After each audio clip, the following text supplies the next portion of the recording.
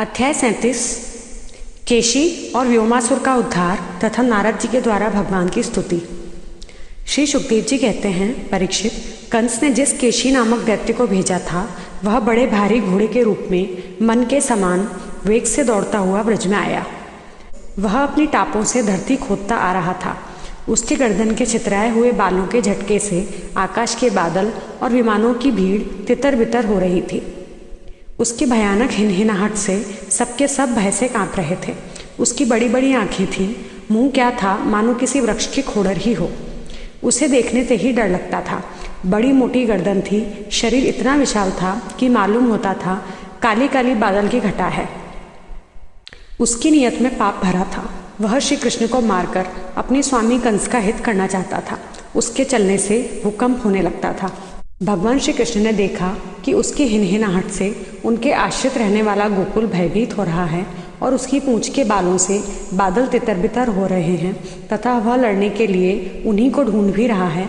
तब वे बढ़कर उसके सामने आ गए और उन्होंने सिंह के समान गरजकर उसे ललकारा। भगवान को सामने आया देख वह और भी चिढ़ गया तथा उनकी ओर इस प्रकार मुंह फैलाकर दौड़ा मानो आकाश को पी जाएगा। परीक्षित, सचमुच केशी का वेग बड़ा प्रचंड था। उस पर विजय पाना तो कठिन था ही, उसे पकड़ लेना भी आसान नहीं था। उसने भगवान के पास पहुंचकर दुलत्ती झाड़ी, परंतु भगवान ने उससे अपने आप को बचा लिया। भला वह इंद्रियातीत को कैसे मार पाता। उन्होंने अपने दोनों हाथों से उसके दोनों पिछले पैर पकड़ लिए और जैसे गरुड़ सांप को पकड़कर झटक देते हैं उसी प्रकार क्रोध से उसे घुमाकर बड़े अपमान के साथ 400 हाथ की दूरी पर फेंक दिया और स्वयं अकड़कर खड़े हो गए। थोड़ी ही देर के बाद केशी फिर सचेत हो गया और उठ खड़ा हुआ। इसके बाद वह क्रोध से तिल मिलाकर और मुंह फाड़कर बड़े वेग से भगवान की ओर झपटा। उसको दौड़ते देख भगवान मुस्कुराने लगे। उन्होंने अपना बायां हाथ उसके मुंह में इस प्रकार डाल दिया जैसे सर्प बिना किसी आशंका के अपने बिल में घुस जाता है। परीक्षित, भगवान का अत्यंत कोमल कर कमल भी उस समय ऐसा हो गया मानो तपाया हुआ लोहा हो। उसका स्पर्श होते ही केशी के दांत टूट टूट कर गिर गए और जैसे जलोदर रोग उपेक्षा कर देने पर बहुत बढ़ जाता है, वैसे ही श्री कृष्ण का भुजदंड उसके मुंह में बढ़ने लगा। अचिंत्य शक्ति भगवान श्री कृष्ण का हाथ उसके मुंह में इतना बढ़ गया कि उसकी सांस के भी आने जाने का मार्ग न रहा। अब तो दम घुटने के कारण वह पैर पीटने लगा। उसका शरीर पसीने से लथपथ हो गया, आंखों की पुतली उलट गई। थोड़ी ही देर में उसका शरीर निश्चेष्ट होकर पृथ्वी पर गिर पड़ा तथा उसके प्राण पखेरु उड़ गए। उसका निष्प्राण शरीर फूला हुआ होने के कारण गिरते ही पकी ककड़ी की तरह फट गया। महाबाहु भगवान श्री कृष्ण ने उसके शरीर से अपनी भुजा खींच ली। उन्हें इससे कुछ भी आश्चर्य या गर्व नहीं हुआ। बिना प्रयत्न के ही शत्रु का नाश हो गया। देवताओं को अवश्य ही इससे बड़ा आश्चर्य हुआ। वे प्रसन्न होकर भगवान के ऊपर पुष्प बरसाने और उनकी स्तुति करने लगे। परीक्षित, देवर्षि नारद जी भगवान के परम प्रेमी और समस्त जीवों के सच्चे हितैषी हैं। कंस के यहाँ से लौटकर वे अनायास ही अद्भुत कर्म करने वाले भगवान श्री कृष्ण के पास आए और एकांत में उनसे कहने लगे, सच्चिदानंद स्वरूप श्री कृष्ण, आपका स्वरूप मन और वाणी का विषय नहीं है। आप योगेश्वर हैं। सारे जगत का नियंत्रण आप ही करते हैं। आप सबके हृदय में निवास करते हैं और सबके सब आपके हृदय में निवास करते हैं। आप भक्तों के एकमात्र वांछनीय यदुवंश शिरोमणि और हमारे स्वामी हैं। जैसे एक ही अग्नि सभी लकड़ियों में व्याप्त रहती है, वैसे एक ही आप समस्त प्राणियों के आत्मा हैं। आत्मा के रूप में होने पर भी आप अपने को छिपाए रखते हैं, क्योंकि आप पंचकोश रूप गुफाओं के भीतर रहते हैं। फिर भी पुरुषोत्तम के रूप में, सबके नियंता के रूप में और सबके साक्षी के रूप में आपका अनुभव होता ही है। प्रभु, आप सबके अधिष्ठान और स्वयं अधिष्ठान रहित हैं। आपने सृष्टि के प्रारंभ में अपनी माया से ही गुणों की सृष्टि की और उन गुणों को ही स्वीकार करके आप जगत की उत्पत्ति, स्थिति और प्रलय करते हैं। यह सब करने के लिए आपको अपने से अतिरिक्त और किसी भी वस्तु की आवश्यकता नहीं है, क्योंकि आप सर्वशक्तिमान और सत्य संकल्प हैं। वहीं आप दैत्य, प्रमथ और राक्षसों का, जिन्होंने आजकल राजाओं का वेश धारण कर रखा है, विनाश करने के लिए तथा धर्म के मर्यादाओं की रक्षा करने के लिए यदुवंश में अवतीर्ण हुए हैं। यह बड़े आनंद की बात है कि आपने खेल ही खेल में घोड़े के रूप में रहने वाले इस केशी दैत्य को मार डाला। इसके हिनहिनाहट से डरकर देवता लोग अपना स्वर्ग छोड़कर भाग जाया करते थे। प्रभु, अब परसों मैं आपके हाथों चाणूर, मुष्टिक, दूसरे पहलवान, कुवलयापीड़ हाथी और स्वयं कंस को भी मरते देखूंगा। उसके बाद शंखासुर, कालयवन, मुर और नरकासुर का वध देखूंगा। आप स्वर्ग से कल्प वृक्ष उखाड़ लाएंगे और इंद्र के ची चपड़ करने पर उनको उसका मजा चखाएंगे। आप अपनी कृपा, वीरता, सौंदर्य आदि का शुल्क देकर वीर कन्याओं से विवाह करेंगे और जगदीश्वर, आप द्वारका में रहते हुए नृग को पाप से छुड़ाएंगे।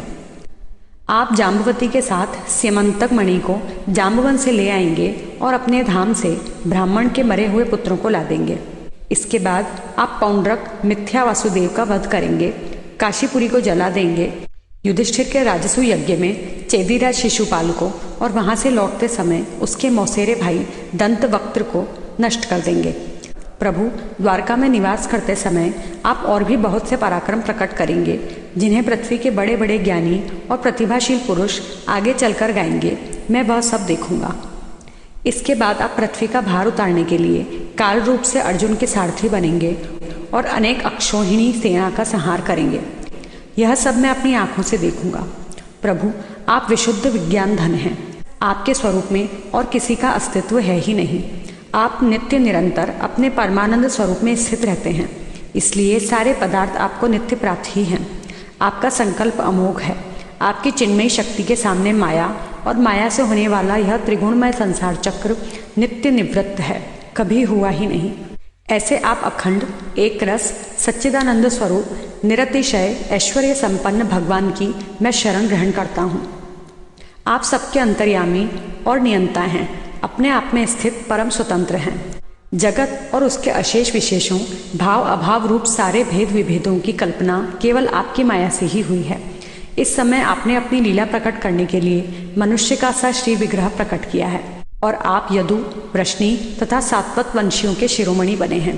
प्रभु, मैं आपको नमस्कार करता हूँ। श्री सुखदेव जी कहते हैं, परीक्षित, भगवान के परम प्रेमी भक्त देवर्षि नारद ने इस प्रकार भगवान की स्तुति और प्रणाम किया। भगवान के दर्शनों के आह्लाद से नारद जी का रोम रोम खिल उठा। तदनंतर उनकी आज्ञा प्राप्त करके वे चले गए।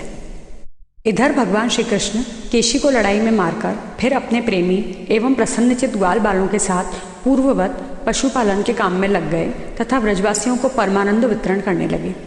एक समय वे सब ग्वाल बाल पहाड़ की चोटियों पर गाय आदि पशुओं को चरा रहे थे तथा कुछ चोर और कुछ रक्षक बनकर छिपने छिपाने का लुका लुकी का खेल खेल रहे थे। राजन, उन लोगों में से कुछ तो चोर और कुछ रक्षक तथा कुछ भेड़ बन गए थे। इस प्रकार वे निर्भय होकर खेल में रम गए थे। उसी समय ग्वाल का वेश धारण करके व्योमासुर वहां आया। वह मायावियों के आचार्य मयासुर का पुत्र था और स्वयं भी बड़ा मायावी था। वह खेल में बहुधा चोर ही बनता और भेड़ बने हुए बहुत से बालकों को चुराकर छिपा आता। वह महान असुर बार बार उन्हें ले जाकर एक पहाड़ की गुफा में डाल देता और उसका दरवाजा एक बड़ी चट्टान से ढक देता। इस प्रकार ग्वाल वालों में केवल 4-5 बालक ही बचे। भक्तवत्सल भगवान उसकी यह करतूत जान गए। जिस समय वह ग्वाल बालों को लिए जा रहा था, उसी समय उन्होंने जैसे सिंह भेड़िए को दबोच लेता है, उसी प्रकार उसे धर दबाया। व्योमासुर बड़ा बली था। उसने पहाड़ के समान अपना असली रूप प्रकट कर दिया और चाहा कि अपने को छुड़ा लूं, परंतु भगवान ने उसको इस प्रकार अपने शिकंजे में फांस लिया था कि वह अपने को छुड़ा ही न सका। तब भगवान श्री कृष्ण ने अपने दोनों हाथों से जकड़कर उसे भूमि पर गिरा दिया और पशु की भांति गला घोंटकर मार डाला। देवता लोग विमानों पर चढ़कर उनकी यह लीला देख रहे थे। अब भगवान श्री कृष्ण ने गुफा के द्वार पर लगे हुए चट्टानों के पिहान तोड़ डाले और ग्वाल बालों को उस संकटपूर्ण स्थान से निकाल दिया। बड़े बड़े देवता और ग्वाल बाल उनकी स्तुति करने लगे और भगवान श्री कृष्ण ब्रज में चले आए।